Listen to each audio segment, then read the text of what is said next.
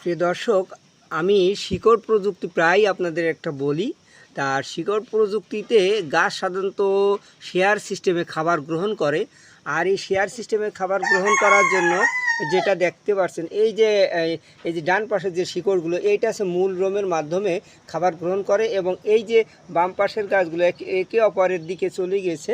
এইভাবে শিকড়গুলো কিন্তু খাবার গ্রহণ করে। আপনারা শিকড় দেখতে পাচ্ছেন, এটা হচ্ছে মুখী কচুর শিকড়।